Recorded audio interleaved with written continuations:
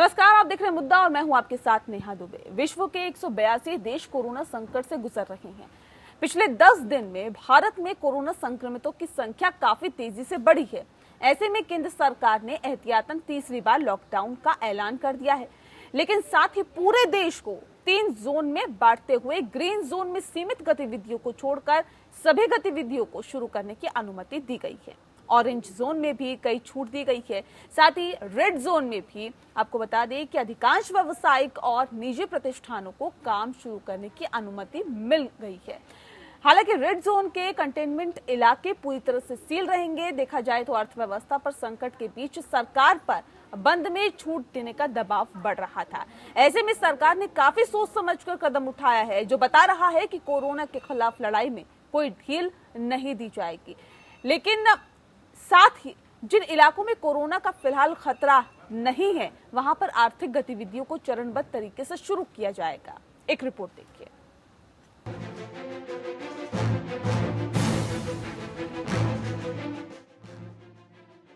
4 मई से 17 मई तक तीसरे चरण के लॉकडाउन के लिए गृह मंत्रालय की तरफ से जारी दिशा निर्देश में देश भर को रेड, ऑरेंज और ग्रीन जोनों में बांटा गया है। दफ्तर और फैक्ट्रियों को शर्तों के साथ शुरू करने की इजाजत दी गई है। उदाहरण के लिए इन दफ्तरों और फैक्ट्रियों में सोशल डिस्टेंसिंग का पूरा ख्याल रखना होगा। इसके अलावा कार्यस्थल को समय समय पर सैनिटाइज करना होगा। वर्क प्लेस में फेस कवर लगाना जरूरी होगा और इसका स्टॉक भी रखना होगा।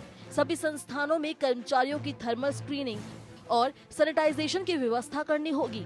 ग्रीन जोन में इन क्षेत्रों में बस में 50% सवारी बैठ सकेंगी। सभी मालवाहक वाहनों के यातायात की अनुमति दी गई है। ऑरेंज जोन में भी टैक्सी और कैब एग्रीगेटर्स को एक ड्राइवर और एक यात्री के साथ अनुमति दी गई है। 4 पहिया वाहनों में अधिकतम 2 यात्री और 2 पहिया पर 2 यात्री चल सकेंगे। रेड जोन में जरूरी चीजों की ऑनलाइन सप्लाई शुरू कर दी गई है। साथ ही प्राइवेट ऑफिस में 33% लोग ऑफिस में काम कर सकते हैं। बाकी कर्मचारियों को घर से ही काम करने की अनुमति होगी। रेड जोन में अधिकांश व्यावसायिक और निजी प्रतिष्ठानों को काम शुरू करने की अनुमति मिल गई है। आईटी और आईटी सक्षम सेवाएं, डेटा और कॉल सेंटर, कोल्ड स्टोरेज और वेयर हाउसिंग सेवाएं, निजी सुरक्षा और सुविधा प्रबंधन सेवाएं शुरू की जा सकेंगी। शराब की बिक्री मॉल्स और मार्केटिंग कॉम्प्लेक्स में नहीं की जा सकेगी, लेकिन एकल दुकानों पर शराब, पान मसाला और गुटखा की बिक्री शुरू हो जाएगी। हालांकि शराब, पान मसाला, गुटखा और तंबाकू का सार्वजनिक जगहों पर सेवन नहीं किया जा सकेगा। इसके अलावा ग्रामीण क्षेत्रों में सभी औद्योगिक और निर्माण गतिविधियां, जिनमें मनरेगा कार्य, खाद्य प्रसंस्करण इकाइयां और ईंट भट्टे शामिल हैं, इनको भी अनुमति दी गई है। हमारी कोविड प्रबंधन की बहुत ज्यादा अच्छी सफलता है और इसको बरकरार रखने के लिए ये और 2 सप्ताह का बढ़ा है।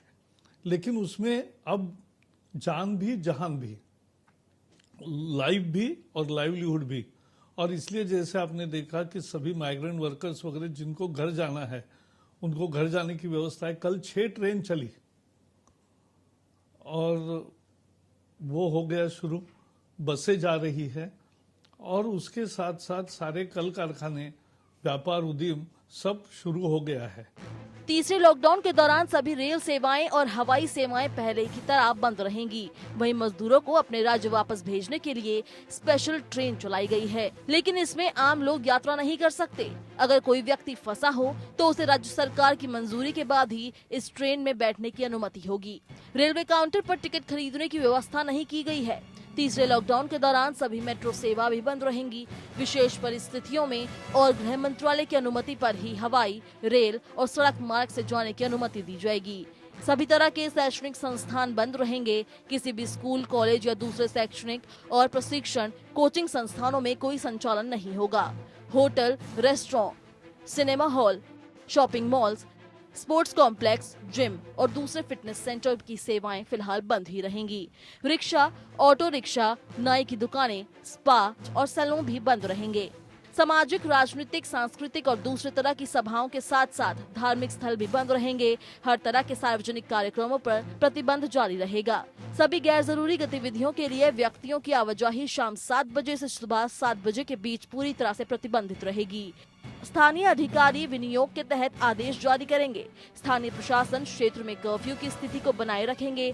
रेड, ऑरेंज और ग्रीन तीनों ही जोन में 65 साल से ऊपर, अस्वस्थ लोगों, गर्भवती महिला और 10 साल से कम उम्र के बच्चों को बाहर निकलने की अनुमति नहीं होगी।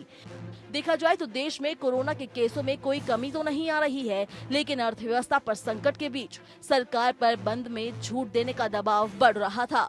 ऐसे में सरकार ने काफी सोच समझकर कदम उठाया है, जो बता रहा है कि कोरोना के खिलाफ लड़ाई में कोई ढील नहीं दी जाएगी।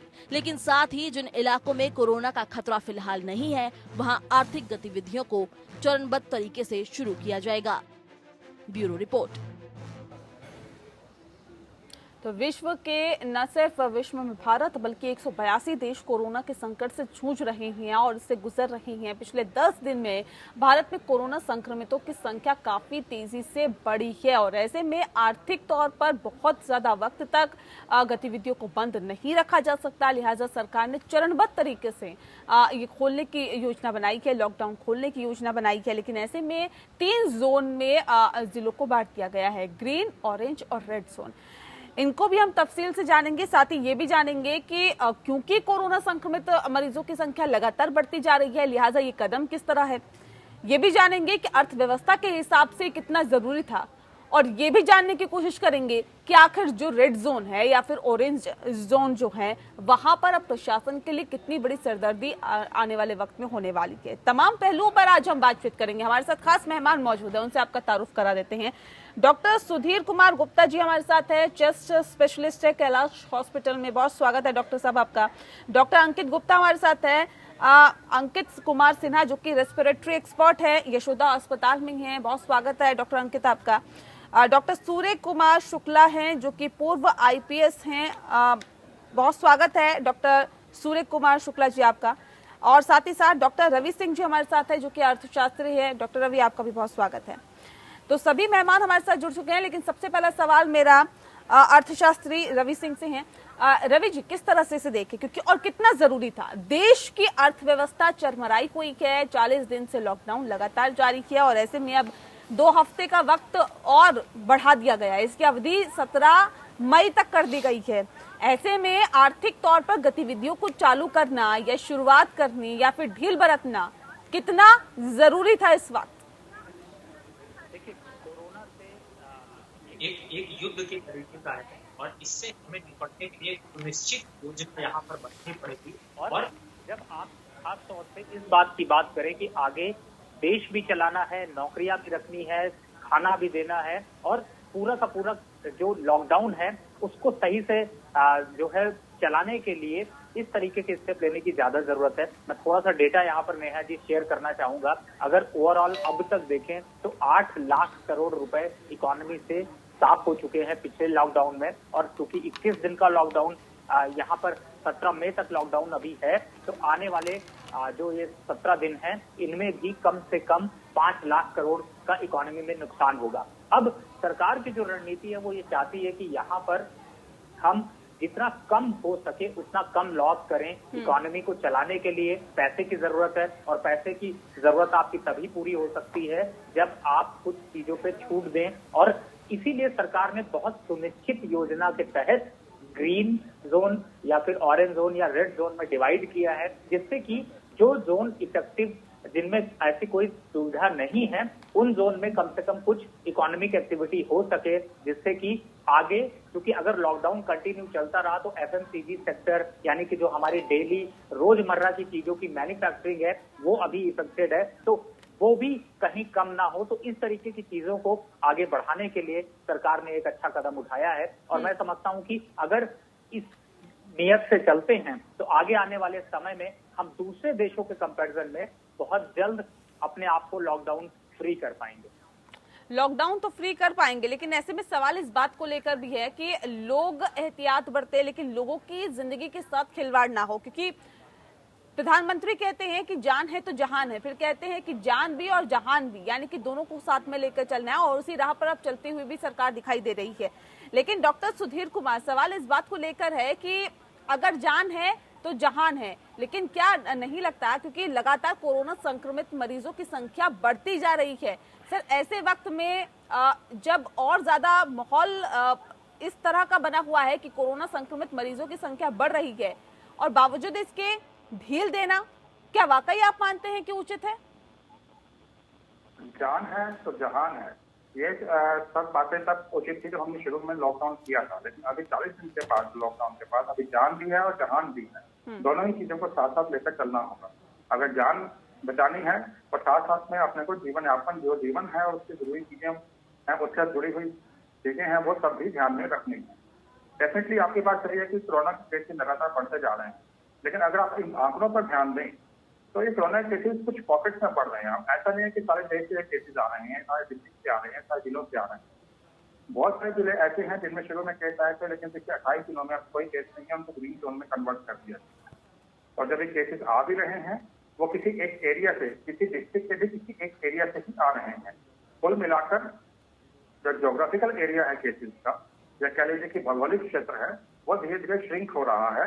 और जहाँ पे वो केसेस नहीं है, जो ऑरेंज जोन और ग्रीन जोन के जो क्षेत्र हैं, वो बढ़ रहे हैं।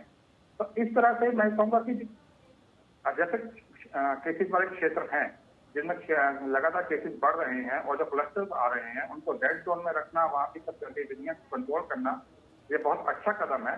इसके साथ साथ जो ग्रीन एरियाज हैं जहाँ पे केसेस नहीं है या पिछले 28 दिन में केसेस नहीं आए हैं, तो वहाँ के लोग अपना काम शुरू कर सकते हैं, ताकि जो जीवन से जरूरी चीजें हैं, जो हमारे उद्योग हैं, जो हमारी अर्थव्यवस्था है, जो देश है, वो सुचारू रूप से वहां से उनको चला सकें। ऑरेंज क्षेत्र में डेफिनेटली कुछ सावधानियों के साथ इन सब गतिविधियों को अलाउ किया गया है, लेकिन इसके साथ साथ यह भी आप ध्यान में रखें कि कोई इंटरस्टेट ट्रैवल या इंटर डिस्ट्रिक्ट ट्रैवल को अभी इसमें अनुमति नहीं मिली है। ऐसा नहीं है कि लोगों को खुली छूट दे दी गई है कि आप आपस में मिलजुलिए, आपस में घुलिए मिलिए और बीमारी को ऐसा बढ़ाइए। साथ ही साथ लोगों की जिम्मेवारी भी बनती है कि अभी तक इतने लंबे लॉकडाउन में हमने कुछ अपने जीवन से जुड़ी हुई चीजों को रेगुलेट किया है, सोशल डिस्टेंसिंग अपनाई है, पर्सनल हाइजीन अपनाई है, वो चीजें नहीं भूलनी है, वो अभी भी लागू में है। उसको आप ये मान के चलिए कि जीने का नया तरीका है और उसी को लेते हुए हमें आगे बढ़ना है, ताकि बीमारी और ना बढ़े। बिल्कुल, इसको आगे भी अपनाना होगा। लेकिन डॉक्टर अंकित, सवाल इस बात को लेकर भी है कि जिन जिलों को ग्रीन जोन में डाला गया है या जिनको ग्रीन जिला घोषित कर दिया गया है, ऐसी जगहों पर छूट दे दी गई है। हालांकि वहां पर यातायात के साधन भी चलेंगे, आप एक जगह से दूसरी जगह जा भी सकते हैं। हालांकि जिला क्रॉस कर पाते हैं या नहीं, इस बारे में अभी कोई स्पष्ट सूचनाएं नहीं है। लेकिन सवाल इस बात को भी लेकर है कि वहां पर भी लोगों को किस तरह की एहतियात बरतनी चाहिए, क्योंकि रेड जोन में तो एहतियात बरतना ही चाहिए। ऑरेंज जोन में भी ये तय किया गया है कि जहां पर 14 दिन से कोई मामला सामने नहीं आया है, वहां पर ऑरेंज जोन घोषित कर दिया गया है या कम मामले सामने आए हैं। लेकिन जो ग्रीन जोन है, वहां पर अगर अभी तक कोई मामला सामने नहीं आया है, तकरीबन 21 दिन से कोई मामला सामने नहीं आया, बावजूद इसके वहां के लोग क्या कुछ एहतियात बरतें?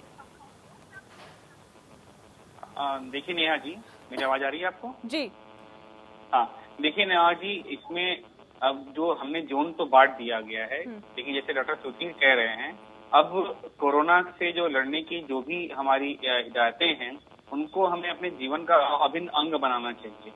क्योंकि ये जो सोशल डिस्टेंसिंग है और ये क्यों लॉकडाउन के लिए नहीं हम फॉलो कर सकते हैं, क्योंकि ये ऐसा नहीं है कि हम लॉकडाउन खत्म हुआ और हम इसको भूल जाएं।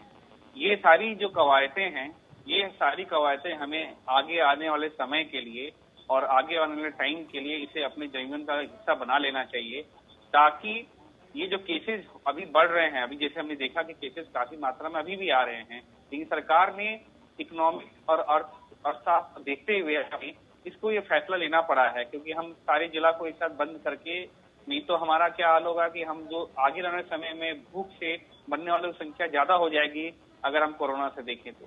शायद इसी तरह के सोच को देखते हुए उन्होंने अभी जो है हाल फिलहाल में लॉकडाउन को 14 दिन बढ़ा के और ग्रीन जोन, ऑरेंज जोन और रेड जोन में बांटा है।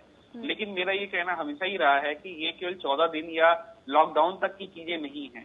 कोरोना जो है ये नहीं है कि लॉकडाउन खत्म होगा और कोरोना इस भारत वर्ष से चला जाएगा। तो हमें सारी जो अगर आप ग्रीन जोन में भी हैं, अगर आप ऑरेंज जोन में भी हैं, आप अगर रेड जोन में भी हैं, तो जो जो हिदायतें दी जा रही हैं आपको, जो जो आपको फॉलो करना चाहिए कि आप सोशल डिस्टेंसिंग फॉलो कर रहे हैं, मास्क लगा रहे हैं, हैंड हाइजीन रख रहे हैं, पर्सनल हाइजीन पर ध्यान रख रहे हैं, अगल बगल कहीं थूक नहीं रहे हैं, और ये सारी चीजों को अगर आप फॉलो करना है, ये सारी चीजें अब आपके जीवन का हिस्सा बन जाना चाहिए। इसके लिए आपको, हमें या मीडिया को या डॉक्टरों को ये बताने की जरूरत ना पड़े कि देखिए, या पुलिस वाले को कि आप ऐसा काम कर रहे हैं, आपको नहीं करना चाहिए। ये सारी जो प्रिकॉशंस हैं, उस प्रिकॉशंस को हमें अपने जीवन का हिस्सा बनाना चाहिए, और तभी हम इससे अच्छी तरह से लड़ पाएंगे। नहीं तो लॉकडाउन, जैसे अभी बताया गया कि क्योंकि इकोनॉमी भी उतनी ही इम्पोर्टेंट है। अगर हम हमारे इकोनॉमी अगर नहीं चलती है, मेरे से ज्यादा इकोनॉमी के ऊपर मैं आगे बैठे हुए बता पाएंगे, लेकिन एज ए डॉक्टर मेरा मानना है कि आपको अब इस चीज को अपने जीवन का हिस्सा बना के, और चाहे आप गृह में। ठीक है, डॉक्टर सूर्य कुमार शुक्ला जी, हम आपसे जानना चाहेंगे, क्योंकि आपको याद होगा कि जब लॉकडाउन लगा था, संपूर्ण देश में लॉकडाउन कर दिया गया था, ऐसे में उसके कई दिनों तक इस तरह की फुटेज निकल के सामने आ रही थी, इस तरह की खबरें निकल के सामने आ रही थी कि लोग उसका उल्लंघन कर रहे हैं, लोग उसको मान नहीं रहे हैं। ऐसे में अब जब कुछ जगहों पर छूट दे दी गई है, कुछ इलाकों में छूट दे दी गई है, कुछ जिलों में छूट दे दी गई है, और कहीं ना कहीं गतिविधियां जो हैं आर्थिक तौर पर वो शुरू करने की बात कही जा रही है, जो कि 4 तारीख से शुरू हो जाएगी। लेकिन ऐसे में क्या लगता है आपको कि अपना कर्तव्य और जिम्मेदारी ज्यादा बड़ी है, या फिर लॉकडाउन का उल्लंघन करना यहाँ पर लोगों की आदतों में शुमार है और वो आगे भी चलता रहेगा? मैडम, प्रशासन के 2 पहलू होते हैं। एक होता है चीजों को नियंत्रित करना व्यवस्था के बृहत्तर हित में, सामाजिक हित में जी। और दूसरा होता है व्यक्तिगत समस्याओं का समाधान। तो एक जनरल कंट्रोल के लिए आपने देखा होगा पुलिस थाने होते हैं, और वहां से लोगों को रोका जाता है, जब जरूरत पड़ती है ट्रैफिक रेगुलेट किया जाता है। लेकिन दूसरी तरफ व्यक्तिगत समस्याएं होती हैं। इस बीच कोरोना की महामारी में 112 नंबर जो पुलिस की गाड़ियां घूमती हैं, उनको बहुत सारी और जिम्मेदारियां भी दे दी गई हैं कि जो भी समस्या आवे, चाहे राशन सप्लाई की है, चाहे दवा सप्लाई की है, उसमें भी आप मदद करिए। तो मेरा ये मानना है कि दोनों काम बराबर चलते रहना चाहिए, और इसी में जनता का भी कल्याण है, इसी में सरकार का भी हित है, पुलिस का भी हित है। अब इस समय पुलिस की ड्यूटियां बहुत कठोर चल रही हैं कि जब धूप में आप 2 घंटे खड़े नहीं रह सकते, तो उनको 8-8, 10-10 घंटे धूप में ड्यूटी देनी पड़ रही है। सूख करके लोग बिल्कुल छुहारा और कांटा हो जा रहे हैं, और उनके पास कोई सुरक्षा की किट नहीं अभी पहुंच पाई है। बड़ी जरूरत है कि उनको पुलिस वेलफेयर जो विभाग होता है उसकी तरफ से कम पानी का इंतजाम हो जाए, और PPE kit, protection kit body की उनको मिल जाए, और कम से कम हफ्ते में 1 दिन छुट्टी के लिए पुलिस वालों को भी मिल जाए, ताकि ये जो चिड़चिड़ाहट में, झुंझलाहट में जो दुर्व्यवहार की शिकायतें आ रही हैं वो ना हुए। और साथ ही पुलिस के लोगों से भी कहूंगा कि परेशान है लोग, कई लोग साइकियाट्रिक प्रॉब्लम से गुजर रहे हैं, घर में लगातार बंद रहने के कारण मनोवैज्ञानिक समस्याएं हो रही हैं। तो ऐसे में स्वास्थ्य विभाग को और सरकार को चाहिए कि जो लोग इस प्रकार की मानसिक बीमारियों से परेशान हो रहे हैं, वो उनको अलग कोई अस्पतालों में इस प्रकार की व्यवस्था करा दें, ताकि वो अपना इलाज भी साथ में करा सकें, और 112 नंबर में और सेवाएं बढ़ा देनी चाहिए, ताकि ज्यादा पब्लिक को राहत पहुंच सके। ठीक है सर, इधर मजदूरों की हालत आपने देखा ही। जी सर, लौटेंगे आपके पास। डॉक्टर सुदेश, सवाल इस बात को लेकर है कि आर्थिक तौर पर हमने समझा, क्योंकि तमाम जो हमारे साथ गेस्ट जुड़े हुए हैं सभी ने कहा कि आर्थिक तौर पर ये ढील देनी बहुत जरूरी थी। ठीक है सर, हम आपकी बात से इत्तेफाक रखते हैं, तमाम गेस्ट की बात से इत्तेफाक रखते हैं। सवाल इस बात को लेकर है कि ठीक है, आपने आर्थिक तौर पर ध्यान रखते हुए आपने ढील दी, लेकिन इससे खतरा कितना बढ़ेगा सर? हजारों की तादाद में तो पिछले 24 घंटों में जो मामले सामने आ रहे हैं, लगातार ये आंकड़ा बढ़ता जा रहा है। ऐसे में क्या अब खतरा कम हो गया है क्या? जो आंकड़े लगातार बढ़ रहे हैं, इसके ऊपर देखने के 2 नजरिए। एक नजरिया तो ये है कि हम इसे केवल आंकड़ों को देखते रहेंगे, लगातार बढ़ रहे हैं और बढ़ रहे हैं, तो इससे डरे रहेंगे। दूसरा नजरिया ये है कि ये आंकड़े किन क्षेत्रों में बढ़ रहे हैं, क्या सभी क्षेत्रों में बढ़ रहे हैं, ऑल ओवर इंडिया बढ़ रहे हैं, या कुछ लिमिटेड एरियाज में बढ़ रहे हैं। अगर हम दूसरे नजरिए से देखें, ये ऑल ओवर इंडिया नहीं रहे, इसमें बहुत सारे डिस्ट्रिक्ट हैं जिनमें बहुत जिनमें केसेज अब नए नहीं आ रहे हैं या पुराने केसेज से वो ठीक होकर घर चले गए हैं, अब कोई भी एक्टिव केस नहीं है। ऐसी स्थिति में अगर हम वो उन डिस्ट्रिक्ट को भी लॉकडाउन में रखते हैं, उन ग्रीन एरियाज को भी लॉकडाउन में रखते हैं, तो डेफिनेटली ये अपने लिए प्रॉब्लम वाली बात है। डॉक्टर सुधीर, इसका देखने का दूसरा तरीका भी तो हो सकता है। इस तरह से भी तो देख सकते हैं कि टेस्ट कहाँ पर हो रहे हैं, जहाँ पर टेस्ट हो रहे हैं सर वहाँ पे आंकड़े आ रहे हैं। बिल्कुल सही बात है, जहाँ पर टेस्ट हो रहे हैं वहाँ पर आंकड़े आ रहे हैं, लेकिन अगर आप आईसीएमआर की गाइडलाइन देखें तो उसमें टेस्ट हर जगह हो रहे हैं, जहाँ जहाँ पर रिक्वायर्ड है, जहाँ जहाँ पर केसेज आ रहे हैं, उनके कॉन्टैक्ट हैं, सबको टेस्ट किया जा रहा है।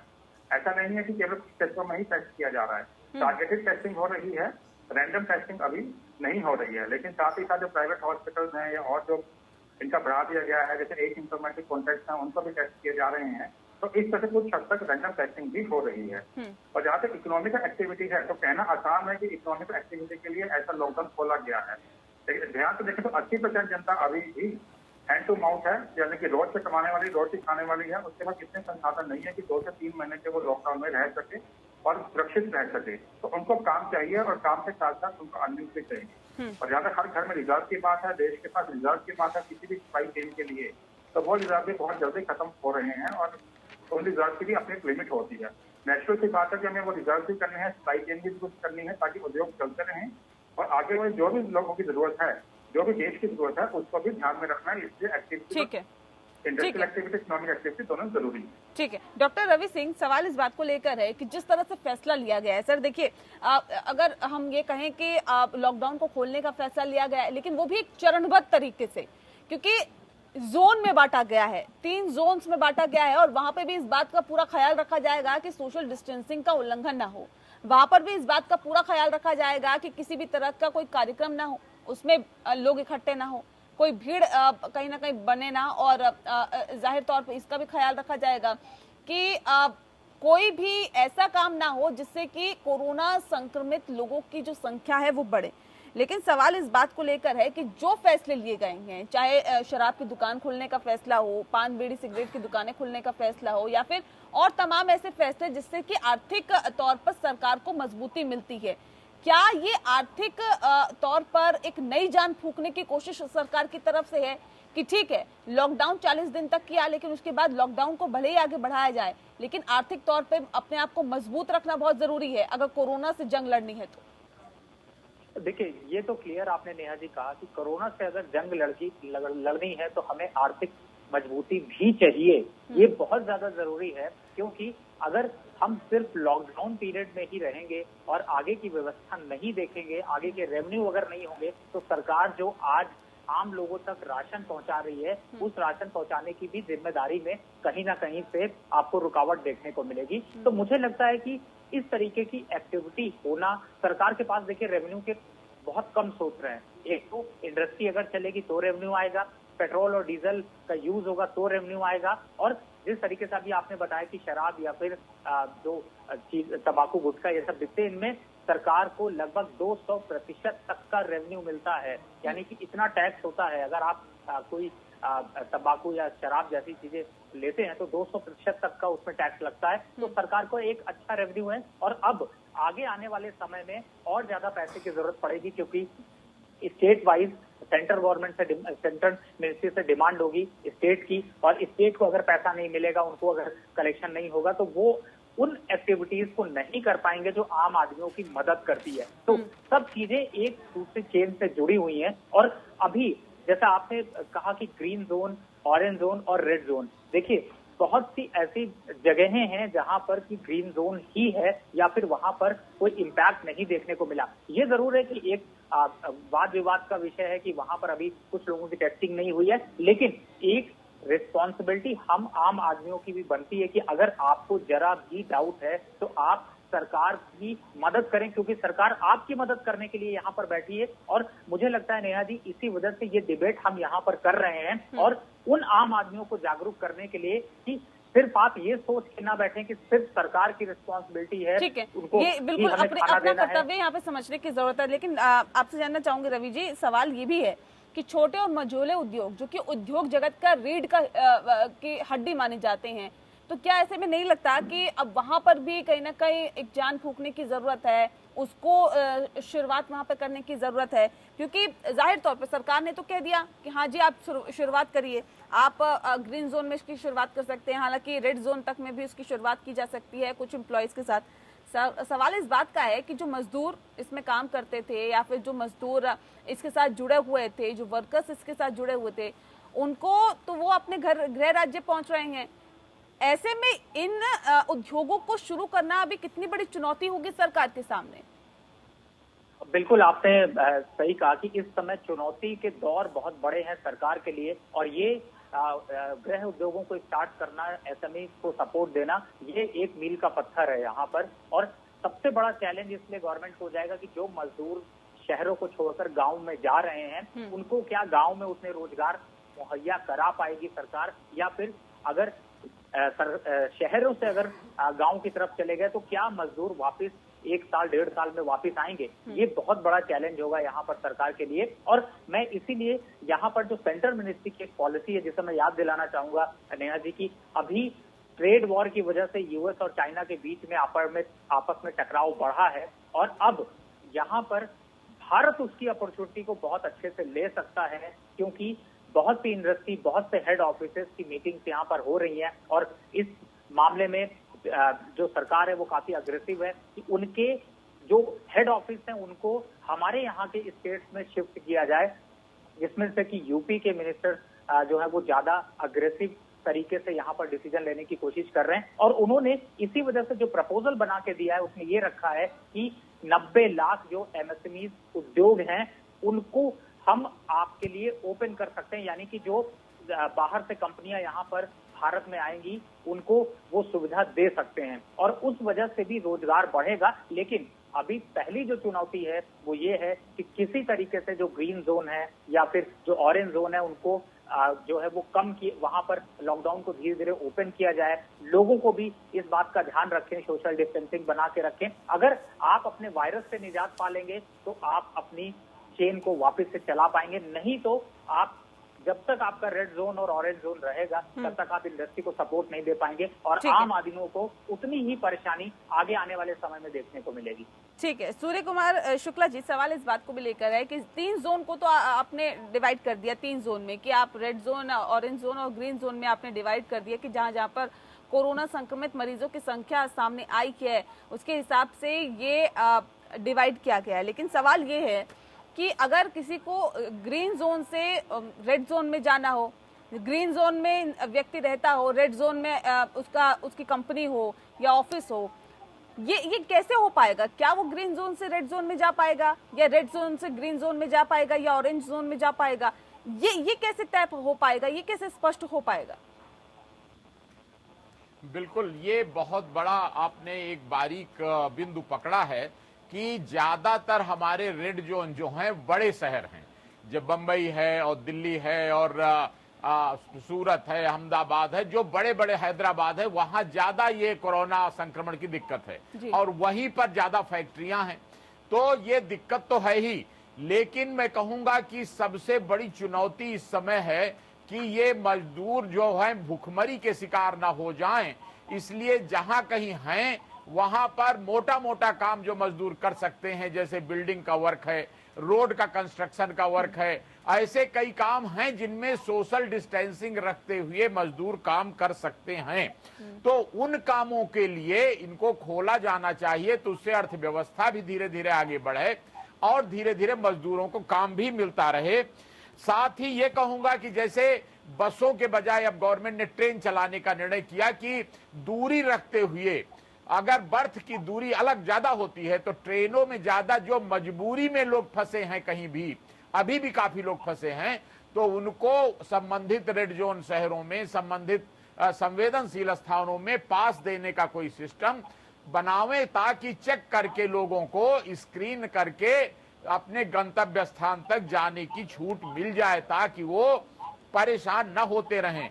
और तीसरा कहूंगा कि इस समय जरूरत है कि इंटेलिजेंस जो सूचना इकट्ठा करने के काम के जासूस होते हैं सरकार के, उनको इस काम में प्राथमिकता पर लगा दिया जाए कि पता लगाओ किसकी क्या दिक्कत किस मोहल्ले में है और कहां कितने बीमार हैं, ये दो बातों के लिए जासूसों को पूरी तरह लगा दिया जाए तो उससे सरकार को खबरें मिलने में बहुत आसानी होगी। जो और काम में लगे रहते थे उनको इस काम में लगा दिया जाए और एक रिवार्ड स्कीम घोषित कर दी जाए कि जो भी कोरोना के मामलों में गरीब लोगों को, परेशान लोगों की मदद करेंगे और साथ ही इसकी लड़ाई में, बीमारी की लड़ाई में कंट्रोल में मदद करेंगे, उनको इनाम मिलेगा। बिल्कुल। तो विश्व में 182 देश कोरोना संकट से जूझ रहे हैं। भारत भी इससे अछूता नहीं है। भारत में तकरीबन 40 दिनों का लॉकडाउन पूरा होने वाला है और ऐसे में अब इसकी जो अवधि है वो और बढ़ा दी गई है, यानी कि तकरीबन 2 हफ्ते की अवधि बढ़ा दी गई है।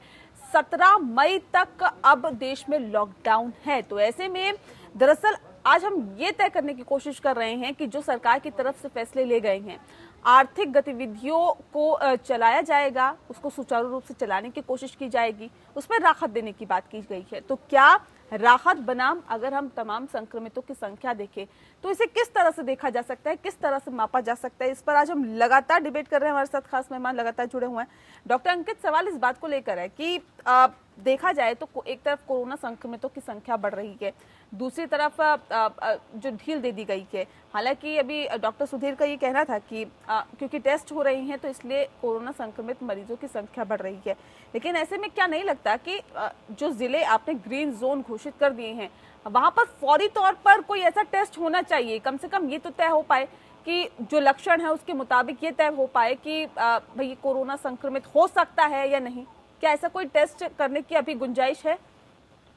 देखिए, अभी भी जो ये हम रैपिड एंटीबॉडी टेस्ट जो करके हम पता कर सकते हैं, लेकिन ये अभी हम एपिडेमियोलॉजिकल सर्वेलेंस पे ही कर सकते हैं और अब उसको अभी आईसीएमआर ने अनुमति नहीं प्रदान की हुई है। तो देखिए, अभी शायद सरकार ने जो ये जोन बांटा हुआ है वो काफी डायनेमिक है। अगर आपके यहाँ कोई भी केस अगर आता है, नया आता है, तो वो आप ग्रीन जोन से ऑरेंज जोन में भी जा सकते हैं और केसेस बढ़ते हैं तो आप ऑरेंज जोन से रेड जोन में भी जा सकते हैं। तो ये प्रोसेस उन्होंने काफी डायनेमिक बना रखा हुआ है और मोस्ट प्रॉब्ली इसीलिए जो है कि ग्रीन जोन में देखा गया कि जो केसेस नहीं आए पिछले 28 दिनों में, तो शायद लोगों ने उस चीज को, लॉकडाउन को फॉलो भी अच्छे से किया हुआ है। और टेस्ट का जहां तक जो सवाल है कि टेस्ट बहुत ज्यादा किए जा रहे हैं, तो ऐसे नहीं है। जो ग्रीन जोन में भी टेस्ट किए गए हैं, जहाँ पे जिसको भी सिम्टम हुए हैं, जहाँ लक्षण लगे हैं, वहां पर भी ये टेस्ट किए गए हैं और वहां पे नेगेटिव आया है, तो शायद इसीलिए उसको ग्रीन जोन में रखा गया हुआ है। तो जो लोग अभी भी ग्रीन जोन में हैं, उनसे यही आप लोग और सबको यही सोचना है, पब्लिक को आपको यही करनी है कि हमने अभी तक जो कवायदें की हुई थी अपने आप को ग्रीन में जोन में रखने के लिए और केसेस नहीं आ रहे थे, वो सारी कवायदें हमें आगे भी उसी प्रकार से हमें रखनी चाहिए। नहीं तो हम आज ग्रीन जोन में हैं, हम कल ऑरेंज जोन में जा सकते हैं और हम परसों रेड जोन में भी जा सकते हैं। तो पब्लिक को ये समझना है कि ये नहीं कि हमने ग्रीन जोन अगर घोषित कर दिया है तो ये हम पूरे अगले 14 दिन या पूरे टाइम के लिए हम ग्रीन जोन में ही रहेंगे। एक जरा सी भी चूक गए जहाँ पे होती है, अगर हम सोशल डिस्टेंसिंग फॉलो नहीं करते हैं या कोई केसेस बढ़ने लगते हैं, तो ऑब्वियसली इसको हमें ग्रीन से रेड और या ऑरेंज जोन में किया जा सकता है। तो ये अब बहुत कुछ, जैसे कि अब जन भागीदारी जो है अब बहुत इम्पोर्टेंट हो गई है। लोगों को उतना ही अच्छे से उस चीज को फॉलो करना है जैसे वो आगे करते हुए आ रहे हैं और तभी वो उसी जोन में बने रह सकते हैं। ठीक है डॉक्टर रवि, ये बेरोजगारी की अगर हम बात करें, ये कितनी भयानक रूप आगे ले सकती है, क्योंकि रोजगार लोगों की जिंदगी के साथ जुड़ा हुआ है। ऐसे में 40 दिनों का लॉकडाउन और आगे से और बढ़ा दिया गया, यानी कि 2 हफ्ते और बढ़ा दिया गया है। तो बेरोजगारी होना यहाँ पर स्वाभाविक है, क्योंकि जिस तरह से अर्थव्यवस्था चरमराई हुई है उसे पटरी पर आने में वक्त लगेगा। इसमें कोई दो राय नहीं है कि इस वक्त जो देश है वो 2 राह से गुजर रहा है। पूरी तरह से देखा जाए, एक तरफ देश में महामारी है तो दूसरी तरफ जिस तरह से बंदी देखी जा रही है, तो दोहरा संकट तो है। लेकिन इस बीच बेरोजगारी कितनी बड़ी समस्या बन सकती है? देखिए, बेरोजगारी का चैलेंज तो हर समय देखने को मिलता है और सरकार हर बार कोशिश करती है कि ज्यादा से ज्यादा जॉब यहाँ पर क्रिएट कर सके। लेकिन अब की आपने बिल्कुल सही कहा नेहा जी कि आगे आने वाला दौर हम सभी के लिए एक बड़ा चैलेंज यहाँ पर देगा, क्योंकि जॉब कट यहाँ पर देखने को मिलेंगे। और जो एक डेटा के एस्टिमेट्स के हिसाब से जाएं तो जॉब कट करीब जो है वो 30% तक हर इंडस्ट्री से आपको देखने को मिलेगा। और दूसरी तरफ सैलरी कट भी लगभग आपको 20 से 30% तक यहाँ पर आपको आने वाले समय में कट होता हुआ नजर आएगा। तो ऐसे हालात में अब अगर आप इंडस्ट्री को भी डिवाइड करें, जैसे आपने ग्रीन जोन और रेड जोन और ऑरेंज जोन में 3 जोन में डिवाइड किया है, तो इस तरीके की इंडस्ट्री भी है जैसे कि जो हाई इम्पैक्टेड है, जैसे कि अगर आप चर्चा करें तो रिटेल इंडस्ट्री है या फिर शिपिंग है, एक्सपोर्ट है, इंपोर्ट है और ओवरऑल रिटेल बिजनेस है, ये सभी जो है वो सबसे ज्यादा जो लेबर इंडस्ट्री से रिलेटेड है वो सबसे ज्यादा इम्पैक्टेड है। अब इसी में अगर मीडियम सेक्टर की बात करें तो वहां पर ये ऑटो है, आईटी है, बिल्डिंग कंस्ट्रक्शन है और इन सभी जोन में इंफ्रास्ट्रक्चर है, इनमें भी जो जॉब कट है वो काफी तेजी से आप नजर आएंगे। डॉक्टर रवि, अगर हम पिछले साल की तुलना करें या फिर पिछले साल के आंकड़ों को देखें तो अक्सर देखा जाता था कि भारत में जो किसान है वो आत्महत्या करने को मजबूर हो जाते थे क्योंकि उनके सामने भुखमरी का संकट हो जाता था। लेकिन जो पिछले साल का आंकड़ा है या फिर उससे पिछले साल का आंकड़ा अगर हम देखें तो ये उसमें देखने के लिए मिला है कि जो बेरोजगार युवक है, पढ़े लिखे जो नौजवान है, जिसकी बात लगातार सरकार की तरफ से कही जाती है कि हमारा जो देश है वो नौजवानों का देश है, इसके अंदर बहुत शक्तियां हैं, तमाम तरह की चीजें होती हैं, लेकिन ऐसे ही नौजवान जो हैं वो खुदकुशी करने पर उतारू हो गए हैं। रीजन सिर्फ एक है, कारण वही बताया जाता है कि बेरोजगारी है, खाने के लाले हैं। तो ऐसे में सवाल इस बात का है कि जब वो दौर ऐसा था तो आने वाले वक्त में कैसा दौर देखना पड़ सकता है और इसके लिए कितना संयम और कितना धैर्य रखना चाहिए।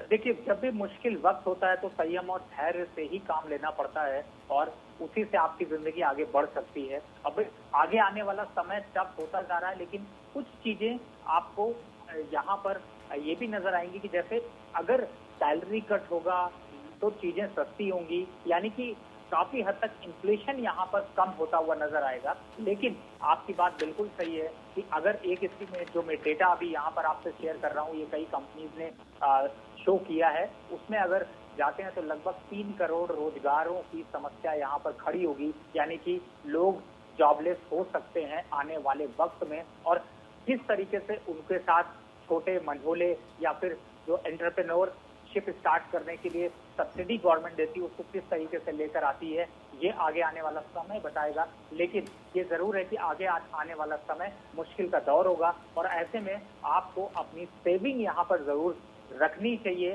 कोशिश करनी चाहिए कम से कम एक्सपेंस कर सकें। और अभी चूंकि यहाँ पर जो लॉकडाउन चल रहा है इसमें भी अपने आप को स्वस्थ रखने की यहाँ पर कोशिश जरूरी रहेगी, क्योंकि आने वाला वक्त अब जैसे अभी तो हम यहाँ पर एक बीमारी से यानी एक कोरोना वायरस से जूझ रहे हैं, आगे आने वाले समय में हम बेरोजगारी से, भुखमरी से और जो है वो जॉबलेस लोगों से शायद जूझना पड़ेगा। तो ऐसे समय के लिए बिल्कुल यहाँ पर तैयारी करने की जरूरत है। ठीक है डॉक्टर सूर्य कुमार शुक्ला, क्या ये संभव है, क्या ये हकीकत है कि ऐसे हम संपूर्ण देश में बंदी, वो भी एक भारत जैसे देश में जहाँ पर जो जनसंख्या है वो तमाम और देशों के मुकाबले कहीं ज्यादा है, चीन को छोड़ दिया जाए तो दूसरे नंबर पर भारत की जनसंख्या सबसे ज्यादा है।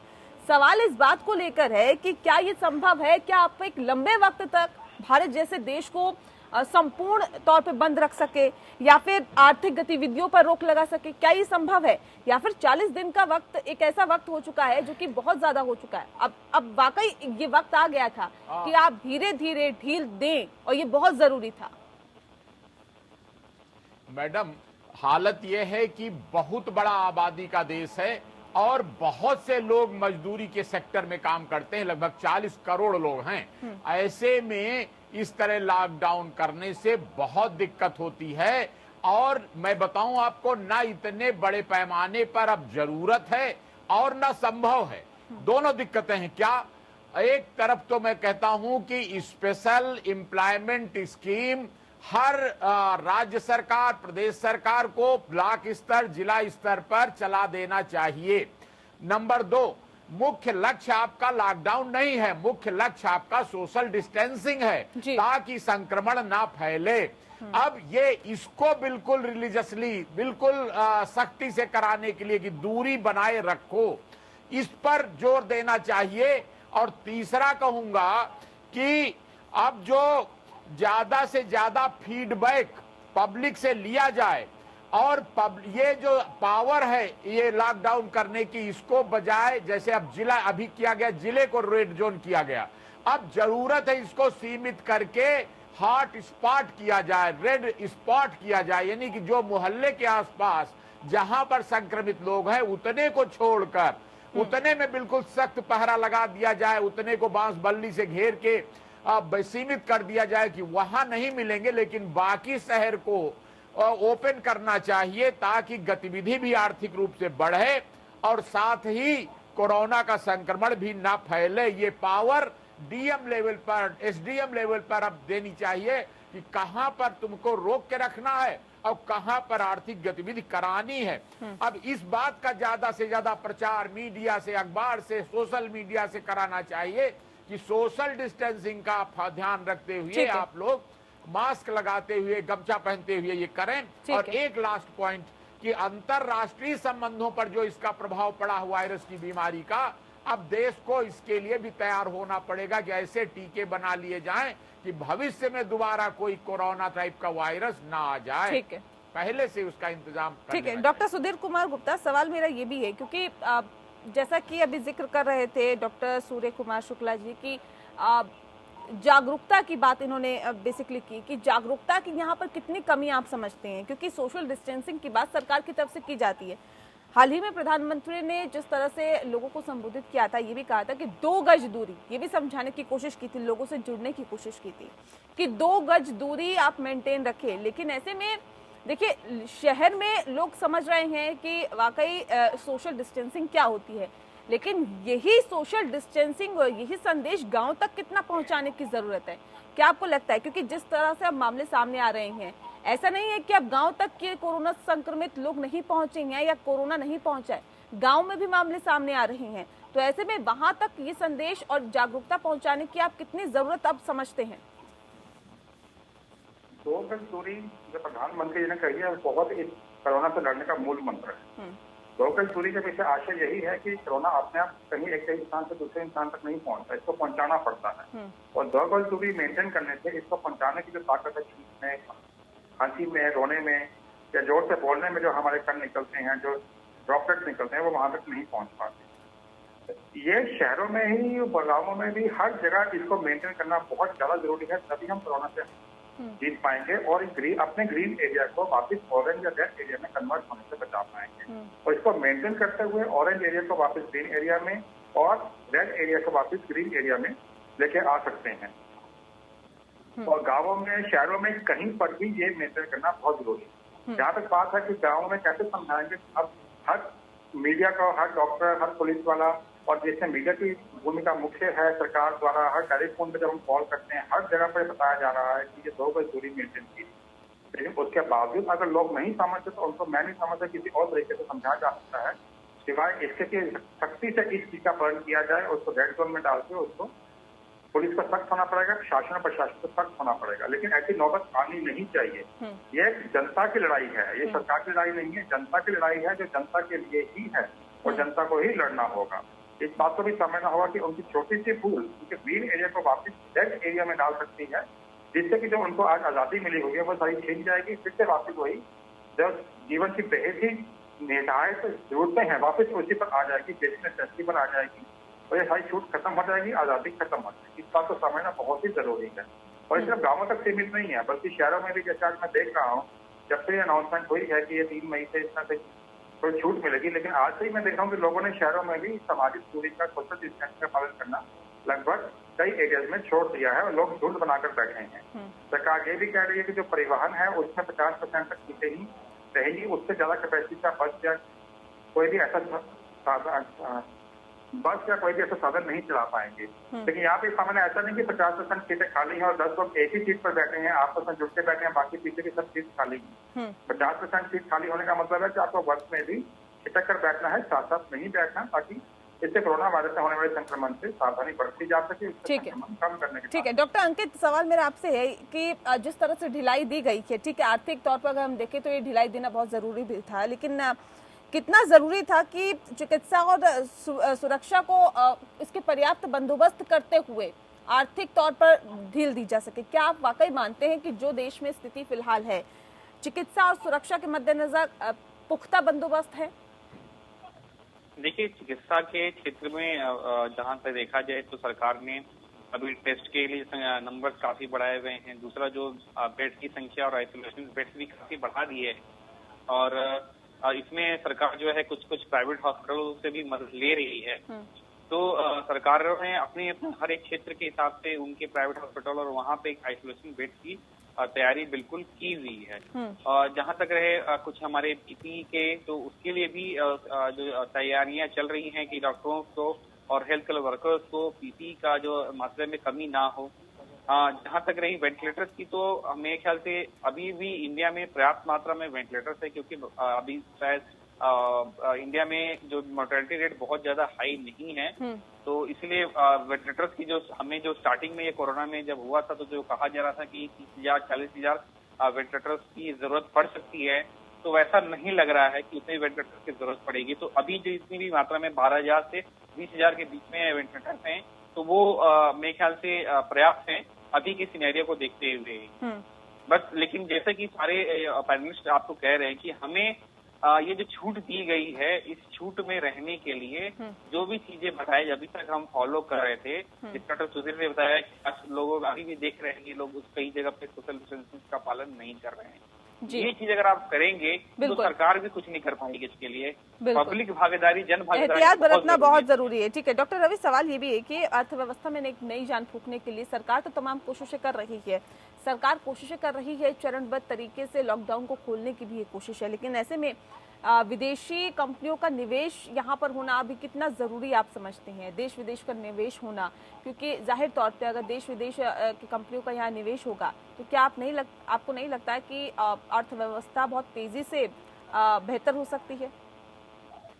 देखिए, अभी फिलहाल ज्यादातर जो है उसका रोल चाइना से था, और अब विदेशियों को भी इस चीज को क्लियर हो चुका है कि भारत कहीं एक अच्छी अपॉर्चुनिटी यहाँ पर प्रोवाइड कर रहा है, तो आप ऐसे समय में आप भारत की पूरी मदद ले सकते हैं, और भारत सरकार उसके लिए काफी हद तक प्रतिबद्ध है कि ज्यादा से ज्यादा विदेशी निवेशकों को यहाँ पर लाया जाए। और एक बात मैं जरूर कहना चाहूंगा कि इसी वजह से आपने देखा होगा कि अभी स्टॉक मार्केट में भी एक अच्छी तेजी है, क्योंकि स्टॉक मार्केट एक इंडिकेटर होता है जो कि इकोनॉमी आगे कैसे चलेगी उसके बारे में बताता है। तो यहाँ पर ये तो क्लियर है कि आने वाले समय में विदेशियों के लिए, और खास तौर से एक और अच्छी बात है, ये कितना अच्छा मौका वैसे भारत के लिए है, क्योंकि चाइना में जो कंपनियां निवेश कर चुकी है वो भी एक मौका ढूंढ रही है कि कहीं और देश में कोई सुरक्षित स्थान पर वो अपना निवेश करे। तो ऐसे में भारत के लिए कितना अच्छा मौका है और कितना फायदा इसका उठाया जा सकता है? बिल्कुल नेहा जी, आपने सही कहा। मैं कुछ कंपनियों के नाम बताता हूं जिनसे की मीटिंग हुई है और जिन्होंने हेड ऑफिस अपने शिफ्ट करने की बात की, यानी कि वो अब चाइना से भारत की तरफ रुख करने की बात चल रही है, जिसमें कि फेडेक्स, सिस्को, एडोब और जिन्होंने की अपना जो सेटअप है वो चाइना में लगा रखा था, और वो अब भारत के लिए मूव करने के लिए यहाँ पर वार्तालाप चल रही है। हनीवेल, बोस्टन मार्टिन और ऐसी करीब 100 ऐसी कंपनियां हैं जिनसे कि भारत सरकार यहाँ पर उनको एक अच्छी जगह, साथ में लैंड और सुविधा देने की बात कर रही है, जिससे कि वो अपना हेड ऑफिस भारत में शिफ्ट करें और जो आगे आने वाला समय है उसमें रोजगार भी दे पाएं, इकोनॉमिक सपोर्ट भी दे पाएं, और साथ ही जो चाइना के साथ हमारा हमेशा कंपैरिजन होता है उस दौर में भी हम आगे बढ़ सकें। तो ऐसी कोशिश यहाँ पर जारी है, और मुझे लगता है कि लॉकडाउन ओपन होने के बाद इस तरीके के निवेश और यहाँ पर बढ़ेंगे, क्योंकि और किसी कंट्री से भी अगर आप कंपैरिजन कर लीजिए तो वहां पर भी लॉकडाउन के अलावा वहां पर जो कोरोना के हालात हैं वो काफी हद तक खराब है, चाहे वो यूरोप के देश हो, यूएस हो, उन सभी देशों में और बुरे हालात हैं। तो उनके लिए भारत के पास एक अच्छा मौका है। ठीक है डॉक्टर सूर्य कुमार शुक्ला जी, क्योंकि इस वक्त हालात देखते हुए, स्थितियों को देखते हुए, हालांकि छूट भले ही दे दी गई हो, लेकिन अब सरकार, प्रशासन, पुलिस अधिकारियों के लिए कितने सरदर्दी वाली बात यह है, क्योंकि लोग बाहर जाएंगे, गैदरिंग होगी, और जाहिर तौर पे एक तरफ जब कोरोना संक्रमितों की संख्या लगातार बढ़ती जा रही है, दूसरी तरफ छूट दे दी गई है, तो अब ये प्रशासन के लिए कितनी बड़ी चुनौती आने वाले वक्त में आप देखते हैं? हाँ, ये पुलिस के लिए, प्रशासन के लिए एक चुनौती भी है, और साथ ही जनसेवा में, पब्लिक डोमेन में अपने को स्थापित करने, साबित करने का एक अवसर भी है। जी बिल्कुल। कि इस समय जो मजबूरी में कोई सड़क पे निकलते हैं लोग, तो पुलिस उनको अपमानित ना करे, उनको मुर्गा न बनावे, उनको उठक बैठक न करावे। इसके बजाय अगर मजबूरी हो तो उनको डिटेन कर ले और बांड भरा करके जो 1 दिन बाद 2 दिन बाद जो निर्धारित है उसके बाद छोड़े बांड भरा करके दोबारा लॉकडाउन का उस एरिया में उल्लंघन नहीं करेंगे जहां कोरोना संक्रमित हॉट स्पॉट है। और दूसरा कहूंगा कि एक और चुनौती है कि पुलिस के लिए अवसर भी है कि जहां कहीं खबर मिल जाए किसी को खांसी जुकाम बुखार इस तरह का चल रहा है, तुरंत एम्बुलेंस की जो गाड़ियां 108 नंबर से चलती हैं उनको खबर करके ऐसे लोगों को इलाज करने के लिए भिजवा दें। मतलब जल्दी से जल्दी जैसे वीडिंग आउट होती है बीमारी की, उसको ध्यान रख करके उनको छांटना भी है। और साथ में एक और बड़ी दिक्कत है कि इधर तमाम प्राइवेट अस्पताल जो बंद थे, डेंटल डॉक्टर चले गए थे, प्राइवेट अस्पतालों में ओपीडी तमाम बंद कर रखी है। इसको जल्दी से जल्दी सरकार खुलवावे ताकि दूसरी बीमारी जो है, ब्लड प्रेशर है, शुगर है, कैंसर है, तमाम डायबिटिक ऐसी प्रॉब्लम्स हैं, उनको भी अटेंड किया जा सके। और बिल्कुल सरकार ने इंतजाम तो किए हैं, हाँ। लेकिन उसको रफ्तार देने की यहाँ पर जरूरत है ताकि कोई भी दिक्कत अगर लोगों को हो तो तुरंत उस पर कार्रवाई हो। बहरहाल बहुत शुक्रिया आप सभी मेहमानों का हमारे साथ इस खास चर्चा में शामिल होने के लिए। तो आर्थिक तौर पर गतिविधियों को शुरू करने के लिए सरकार ने इजाजत दे दी है, लेकिन ये जो गतिविधियां हैं 4 मई से शुरू होगी। ऐसे में सवाल इस बात को लेकर भी है कि क्या अब नहीं लगता है कि सरकार और प्रशासन के सामने बहुत बड़ी चुनौती है कि सोशल डिस्टेंसिंग को भी मेंटेन करना है, तमाम आर्थिक गतिविधियां भी सुचारू रूप से चलानी है, और ऐसे में इस बात का भी ख्याल रखना होगा कि कोरोना संक्रमित मरीजों की संख्या और ज्यादा ना बढ़े। इसी के साथ मुद्दा में इतना ही। नमस्कार।